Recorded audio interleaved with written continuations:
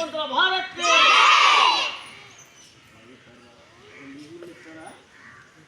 మన దేశానికి స్వాతంత్రం వచ్చి 77 సంవత్సరాలు పూర్తయి 78వ సంవత్సరాలకు ప్రవేశించాము.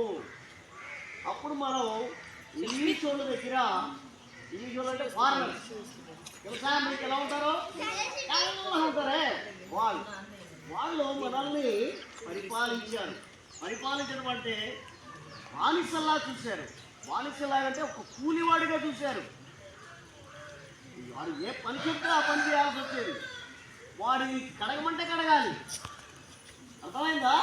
అంత దారుణం వంటి పరిపాలన ఇచ్చి మన పరిపాలన మనం చేసుకునేటువంటి స్టేజ్కి తీసుకొచ్చిన ఆయన ఎవరైనా గాంధీ గారు, మహాత్మా గాంధీ గారు. తర్వాత ఆయనేమో అందరికీ లీడర్గా ఉన్నారు. ఆ తర్వాత స్వాతంత్ర భారతం సంపాదించడానికి ఇంకా చాలామంది నాయకులు. ఆయన ఎవరు? ఈయన మీరు ఎప్పుడు చదువుకోలేదా? చూడలేదు ఆయన్ని? ఫోటో చూడండి. నవంబర్ 14 ఆయన పుట్టినరోజు జరుపుకుంటాం. బాలల దినోత్సవం అంటాం మనం. అప్పుడు ఆ రోజున ఆటల పోటీలు పెట్టుకుంటాం. ప్రైజులు మాత్రం తీసుకోవడానికి అందరూ వచ్చేస్తారు. సిగ్గు లేకపోతే సరే ఎందుకు ఇస్తున్నారు అనేది ఆలోచించాలి కదా మనం.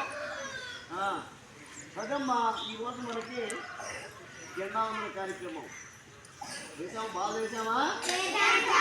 స్కూల్కి వస్తారా? ఎంతమంది వచ్చారు? రేపు అసలు అది ఏమా ఏమన్నా మాట్లాడతావా? చెప్పు. కావ్యా చెప్పండి అమ్మా. Happy independence day. ఏంటి టీచర్ అనండి. మీరు ఒక్కళ్ళు చెప్తే అయిపోతుందా? Thank you, very good, same to you.